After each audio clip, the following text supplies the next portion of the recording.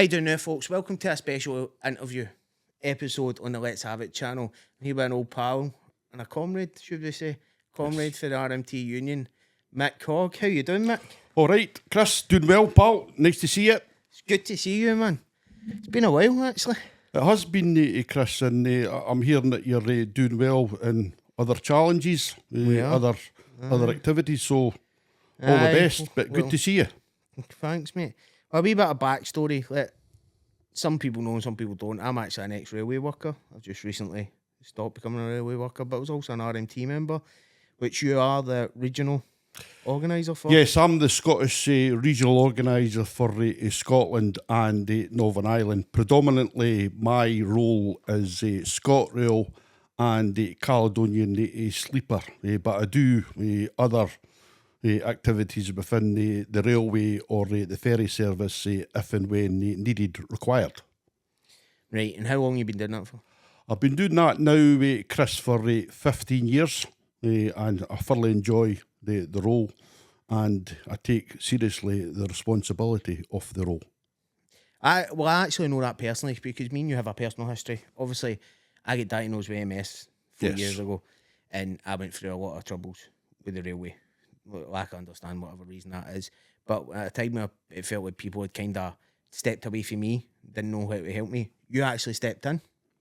You were the person that stepped in and stuck by me right pretty much to the end, till the end, and you were always there for me. And so obviously getting you on the podcast, because I've always wanted to do it and have a wee chat about that. But I know you're up for re-election as well, so me getting you in here, I wanted people to get you a wee bit more as well and get a chance to get your side of the story out, let people know what you're doing and what you plan for the future as well, because I know you are up for re-election, aren't you? Yes, I'm up for re-election as we speak. The ballot opens on Monday the 21st of October and actually closes Monday the 25th of November. So I've got to get my act together and explain and campaign to the members throughout Scotland what my role and what my responsibility is, but more so what I've actually delivered over a 15-year period. Right, so you've 15 years you've served so far. Obviously, I know myself because we've worked a wee bit together.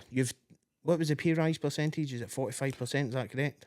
This year was a 4.5% pay increase, but virtually since I've been a regional organiser back in 2010, today, including the 4.5%, I've negotiated for ScotRail RMT members a total of 45% pay increase.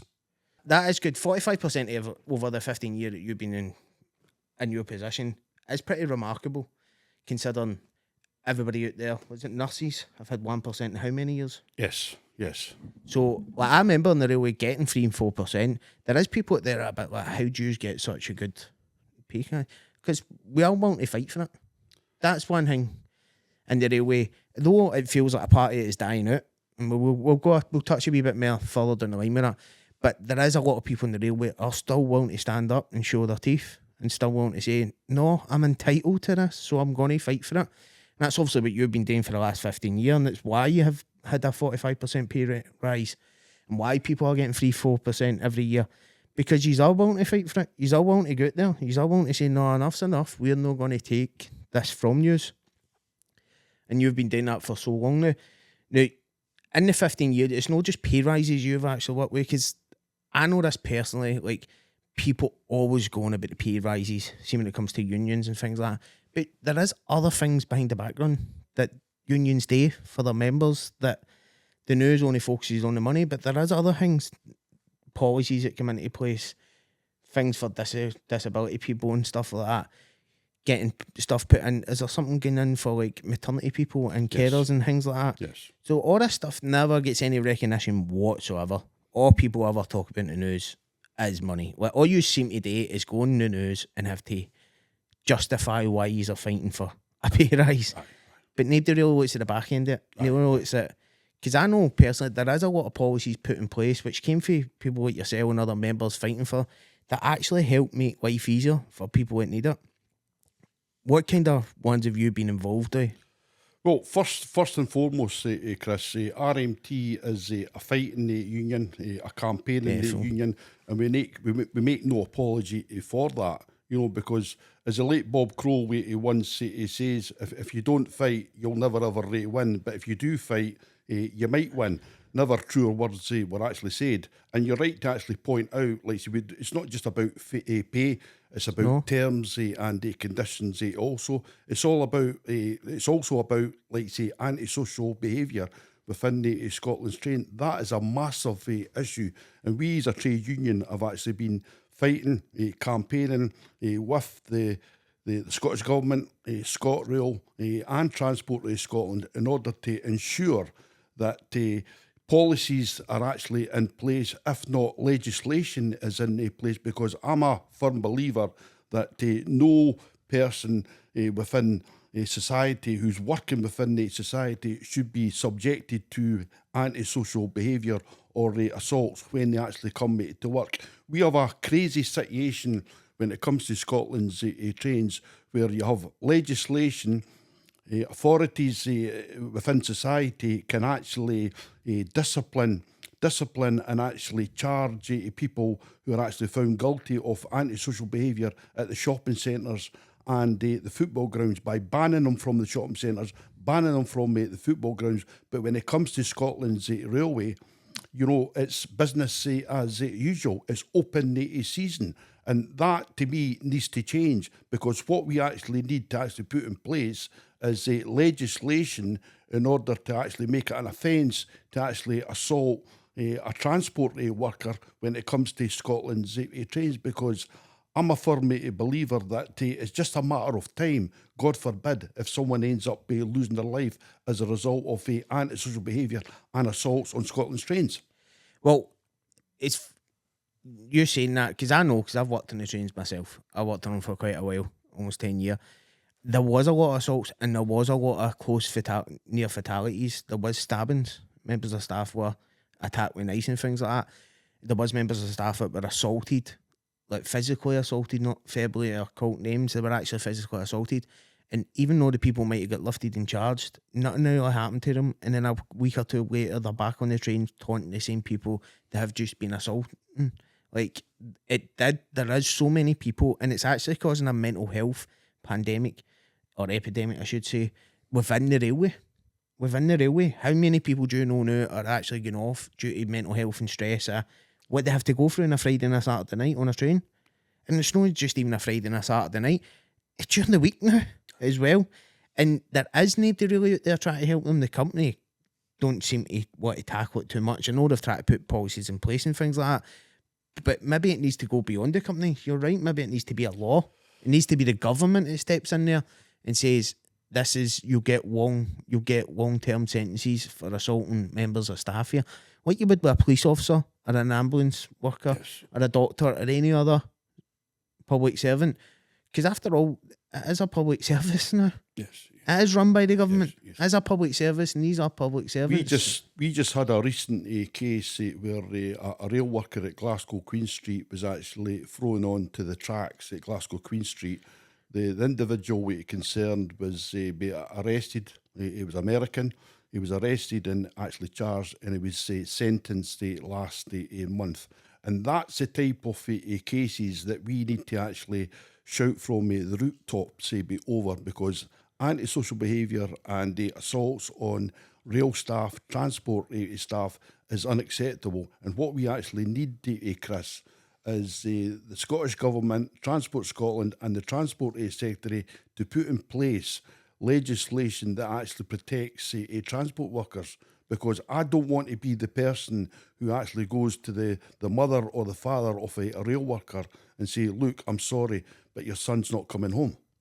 I know, because that's one thing a lot of people don't know as well. It is people like yourself that have to go and deliver that news.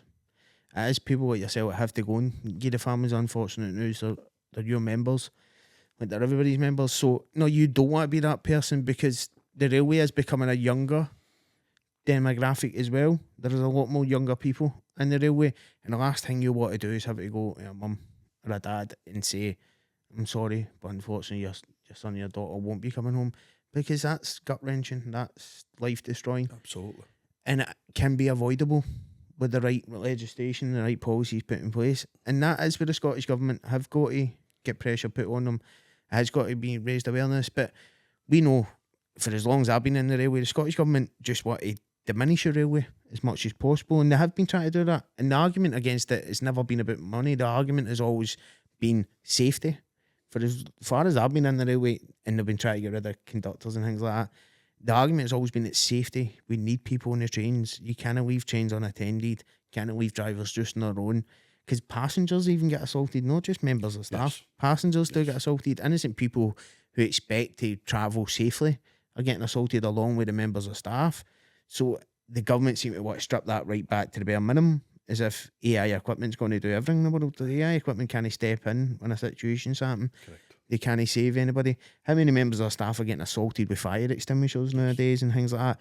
There's been murders on the trains. We do know a young boy was murdered as well. Yes. Unfortunately, and that's gut-wrenching to know that kind of stuff happens. But the government don't seem to want to step in to do any of that at all.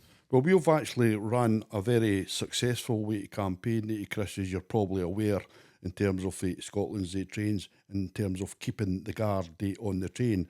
I'll go back as far as 2016, where the RMT fought ScotRail in order to keep the guard on the train, where we actually ended up having 12 days of solid strike action, where ScotRail wanted to extend driver-only operation, and the Transport Secretary at the time, Humza Yousaf, actually stepped in and actually instructed ScotRail to actually settle. So we were successful in keeping the guard on the train back in 2016, because our argument back in 2016 was that this strike's all about safety. And as soon as we were actually engaging with members of the public, the members of the public realised quickly that they wanted to see a physical guard presence on the actual train. So that was one of the reasons why we were so successful back in 2016. The same issue rose its ugly head earlier this year in relation to the Bar Head dispute, where we actually again campaigned to keep the guard on the train, and we ended up engaging the services of ACAS, where we ended up brokering a deal that was acceptable to RMT and ScotRail, where the guard remains on the train.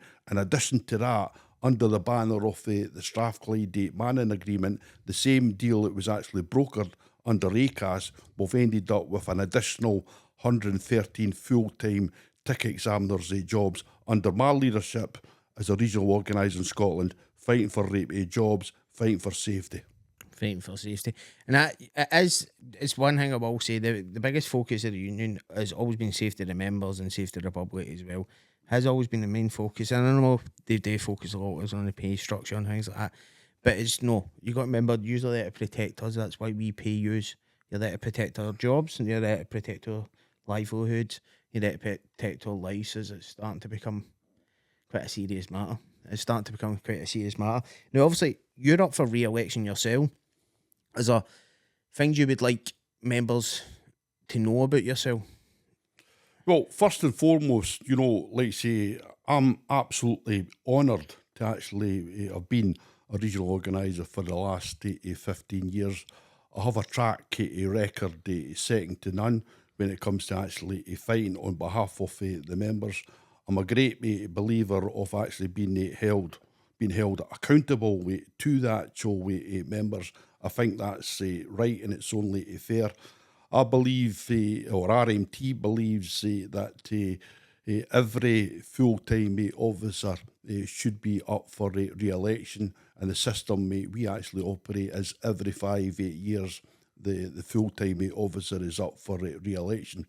And the issue that we actually have within the RMT is that if you have a good RMT full-time officer that delivers for the members, and providing that he or she is not actually signing sweetheart deals, selling the members short, then you should allow the full-time officer to continue in that role. However, in the same token, if you have a full-time officer who's doing a rotten job and selling the members short, then democracy kicks in and you actually stand against that full-time officer and you get rid of him because he's not doing a good job. In my case, I'll say this because it's me, obviously.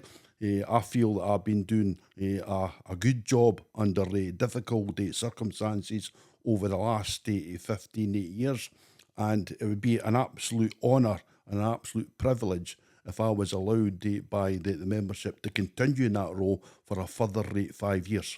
So, like, obviously, legislation that has been put in front of you does make your job a hell of a lot harder. And a lot of people don't realise that you can only work within your restraints. There's only so much you can do. And you know that because you come up through the minor strikes and things like that. You were a minor. So that's where you kind of got to start. Where there was, that's from the minor strikes is when regulation and trade unions started becoming heavily implemented over the years, didn't it? To the point it's virtually very hard to do much within these laws and restrictions that you have.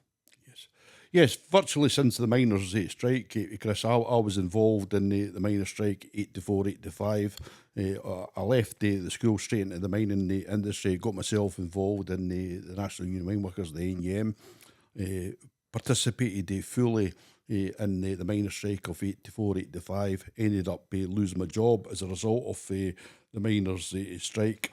And once the miners' strikes was over, let's see, that was the straw that broke the camel's back as far as Thatcher was concerned, and which resulted in the butchering of the coal mining industry.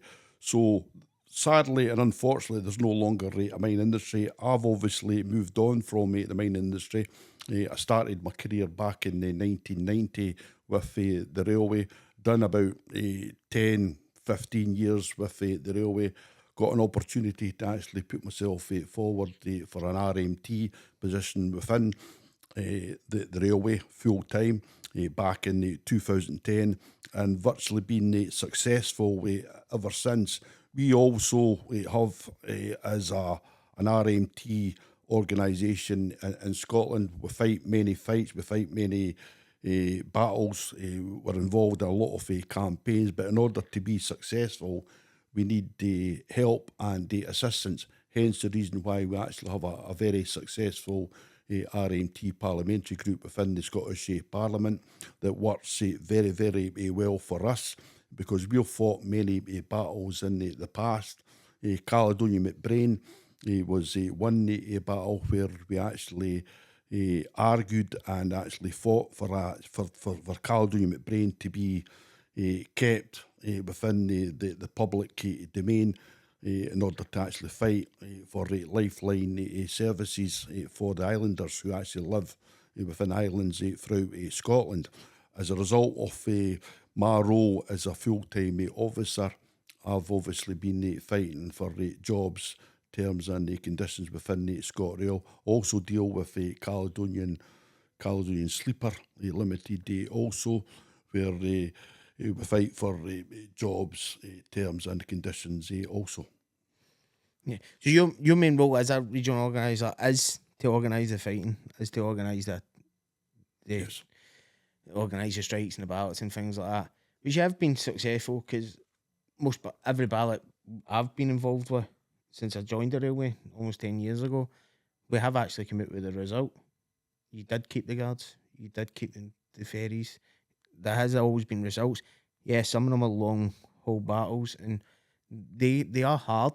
They're hard on members, they're hard on anybody involved in them, and it does create a lot of animosity and things like that within the union, within the railway, because not everybody is on board with the strike action, not everybody is a member, and it's good times and there's bad times to it, but you do it for a reason. It's because you do believe in what workers' rights. You do believe that everybody has an equal right to the law. Do you know what I mean? You believe that people should be looked after by their employers and not abused by their employers, and that's why you do it.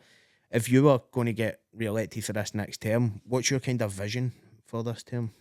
Well, my vision as a regional organiser on behalf of RMT, behalf of the membership, is to fight for better wages, better terms, better conditions, and fight for more jobs. like I say, we have a decent working relationship with ScotRail and Caledonian Sleeper. However, that's not to say that we should sit back and allow ScotRail virtually to get away with murder, because we would never ever allow that. We have to remain vigilant throughout, because the last pay discussions that we've just completed, we actually had to fight in order to stop ScotRail via the Scottish Government proceeding with a 3-year deal. We always argued for a 1-year deal. The 3-year deal did not work for us. We were actually advised that we actually come under the public sector. We do not come under the public sector. We're a stand-alone company under the banner of ScotRail Holdings. We campaigned and we actually fought for a 1-year deal.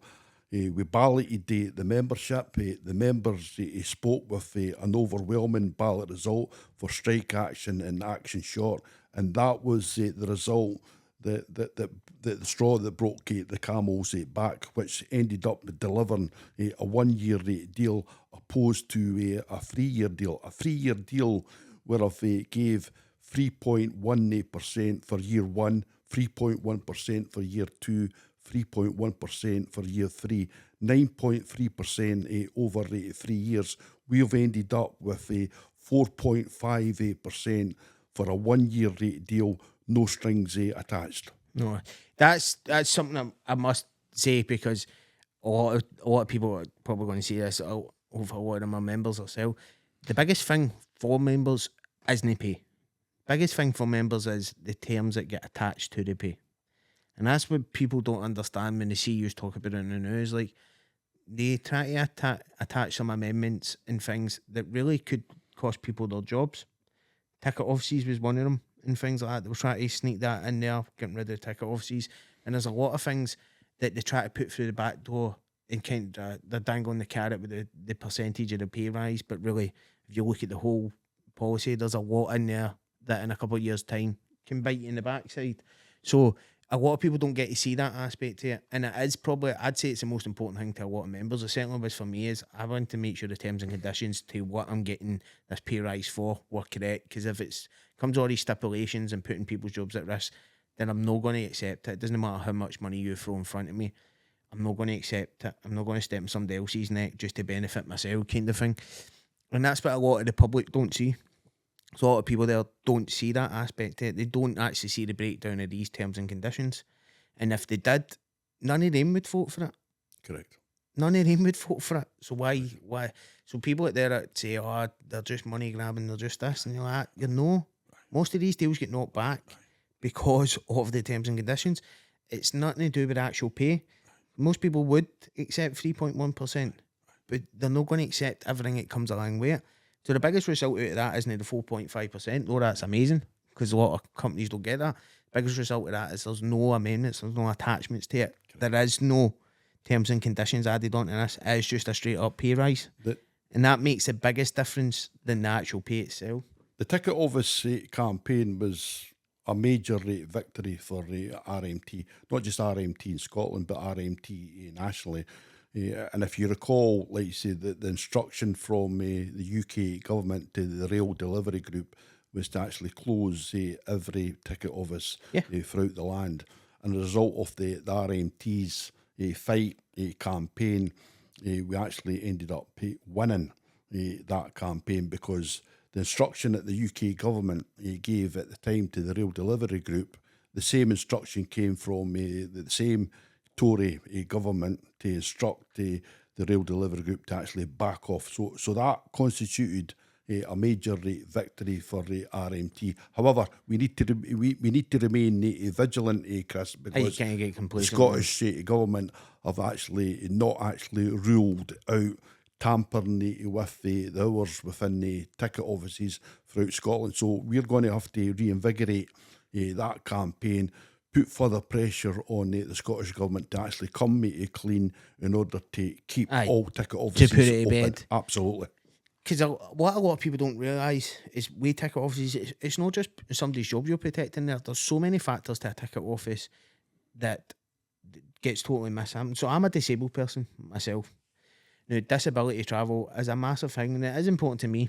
It's important to me. So ticket offices being there gives the accessibility to people with wheelchairs and things like that, because you can't just go onto a train. A member of staff needs to put down a ramp and get a wheelchair on. There is people with wheelchairs and mobility issues, maybe blind or deaf, who need assistance. So there is health and safety factors to it. Now, if you're going to take away that aspect of it, having manned stations where people can actually help a passenger, and then you're also want to remove people from the trains as well, which we've been trying to do for how many years, who is going to assist these people? Do you know what I mean? There's so many different factors to it, and it is all penny pinching to them. They just look at numbers. They don't actually look at the human aspect there. There is so many. That would affect so many people. Getting rid of one man station could affect hundreds, if not thousands of people. Because you don't know who's going to use that service and what day, and what their circumstances are, and what they require in order to travel. So in a way, it does feel like a form of discrimination as well. You are inadvertently discriminating against people who aren't even in the fight. They're just trying to go about their daily lives, but you're trying to remove a service from them that is essential to their daily life. And that is something that nobody really talks about. There is so many factors in why these people are here. It's not just they're here to sell you tickets. They are here for health and safety. They are here to protect the public as well, make sure everything's running smoothly. They're there to assist passengers that do require it. And there is a lot of disabled travellers. There is a lot of them. And there's also, Chris, a lot of vulnerable people within the society, but also who actually look out for people within the stations, real people within stations, for help and assistance. If it's left to ScotRail would actually end up removing a lot of those people, and you would end up with a crazy situation where the stations are unstaffed. And as you know, Chris, the antisocial behaviour would actually go through the roof. It would get worse under this adoption of unmanned stations. Hence the reason why RMT has been very, very vocal in actually ensuring that stations, ticket offices should remain open. Stations should have a staff, visual staff at the stations in order to help not only disabled people, but vulnerable people also. I think that's the right thing to do.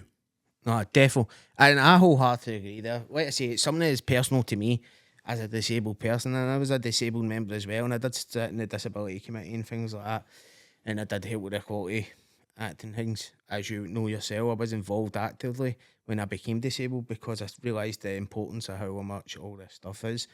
But for yourself, you're up for re-election, and we've spoke a wee bit about this before. We spoke about it the other day on the phone, and we touched a wee bit on it in the conversation, where there is a lot of members that are a wee bit disenfranchised and they don't know the ins and outs and the work you do behind the scenes and what you are actually fighting for. All they hear is what everybody else kind of hears as pay rises. Now, we were talking about an idea of maybe going out into the stations and speaking directly to members and having these conversations with them on camera if they feel comfortable with that as well, so you can get the interaction with them.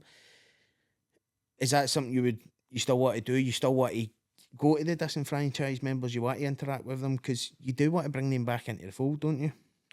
Absolutely. I think it's good politics, good relations if you actually have both sides.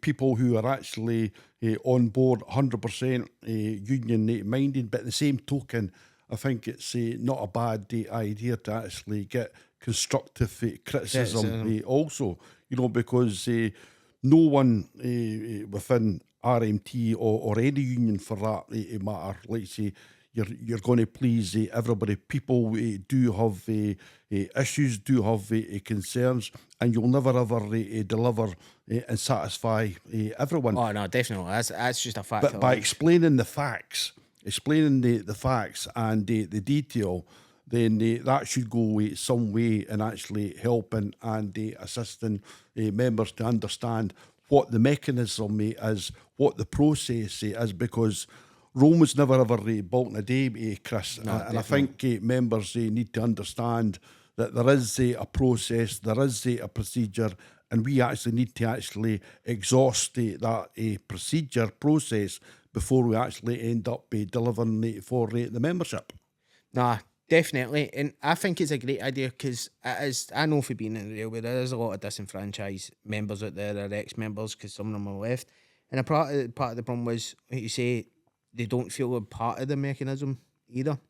And getting out there and speaking to them, I think, is a great idea for you to get the constructive criticism as well, but for you to get your point across, say, well, this is what actually happens behind the scenes. I know what you see for a distance, but this is what we actually do on a day-to-day basis, and hopefully it brings people back into the fold more. Well, we would also argue Chris, by encouraging as many members as possible to actually attend their branch meetings, because branch meetings, believe it or not, they're not greatly attended, and we would certainly encourage. I would personally encourage as many members as possible to attend the branch meetings, because that's an integral part of the structure within the RMT branch meetings, because branch meetings through the RMT's national structure, being the annual general meeting, that's what sets a policy. No, it is. And that's where people actually do get to sit and voice their opinion and get to stand up and say their piece. And not enough people are going to branch meetings. Not enough people are. And sometimes they aren't even happening now, branch meetings, as we know. So it's definitely got to be more interaction. But this is a different age as well. So this is the age of social media. Yes. So, and we've spoken about this before, maybe there needs to be advancements in that way to interact more with the people as well. So definitely get out there and speaking to them and find out what the members' ideas are. Find out what they think they would like to see from you in your next term and things like that. I think it's a brilliant idea, and it's a good way for you to get ideas going forward as well from them. Because you never know where a great idea, a great thing could come from a member. So I'm looking forward to that myself. I think it will be a Absolutely. good day. Well, Mick, it's been an absolute pleasure having you in. Been a pleasure. Finally, mate. Also, Chris, fantastic. Thoroughly enjoyed it. Definitely, mate. And obviously, we're going to do a wee bit more stuff in the future with regards to this. I'll definitely have you back on a podcast. Well, here's hoping that the membership see sense from my perspective, and re-elect myself back as Scotland's regional organiser for another 5 years. Fingers crossed. Fingers crossed, mate, and I hope that does happen as well. Well, folks, it's been a pleasure, and till next time. Okay. Catch you later. Bye.